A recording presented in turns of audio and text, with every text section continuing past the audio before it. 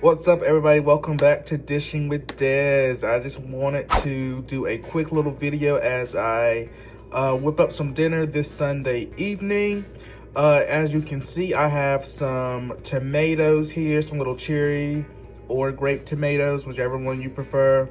I like the variety pack with the multiple colors. As you can see, there are some oranges, some yellows, some just traditional red tomatoes all mixed up in there. And these are small, just to give you a frame of reference, these are small tomatoes.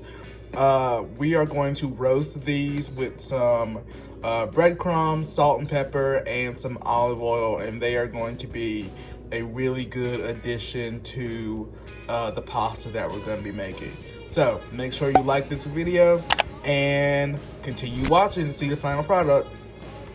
As you can see, I've added in my breadcrumbs, my salt and pepper, and now I'm going to sprinkle in some Parmesan and Asiago cheese, just to give it a little bit more extra crispiness as it bakes in the oven. I've mixed everything all together, added a little bit more breadcrumbs along with my olive oil, just to make sure all the tomatoes were evenly coated. So when these bake, they roast up real nice and crispy. And like I said before, the cheese adds another layer of flavor and a little crunch to the tomatoes as well. It's just something about this dish, the way the tomatoes pair with the spaghetti. One of my favorite little quick weeknight dishes. So let's go on to the next step.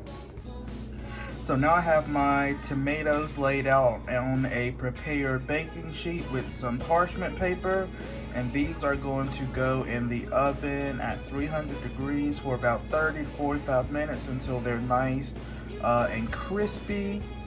In the meantime, go ahead and get your water ready for your pasta. Just have some water, a little salt here, and I'm going to be adding in some olive oil. Now that my water has came to a boil, I can go ahead and add in my angel hair pasta, and I'm just going to cook that until it's al dente because we're going to be adding that to some more heat a little bit later.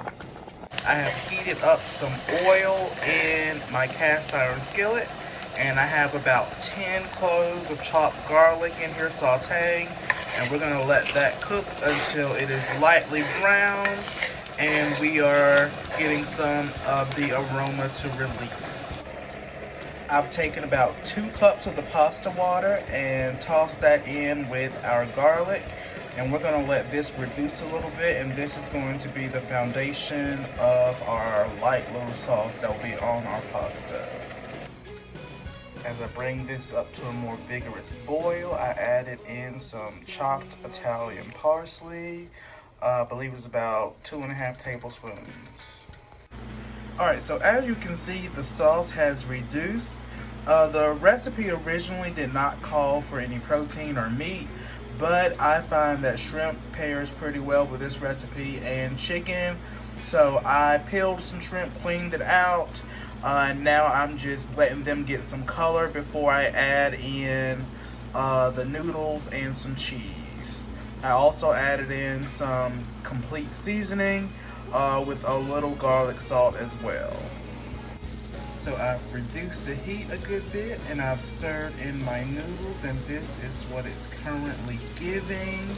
I'm going to give my tomatoes a couple more minutes in the oven, and then I'm going to come back. So now I have topped it with some basil and covered it with some Parmesan cheese with some Romano. And now we are going to mix that all together until it is nice and consistent. As you stir, the cheese begins to combine with the garlic and parsley and the pasta water sauce to create just a little light coat. Once our tomatoes finish up, we'll add those in with everything. And voila! This is the finished product. I'm going to plate this up and then we are going to eat. And there it is. We have garlic and roasted tomato pasta with some shrimp. Hope you all enjoyed. Make sure you subscribe. Have a great evening.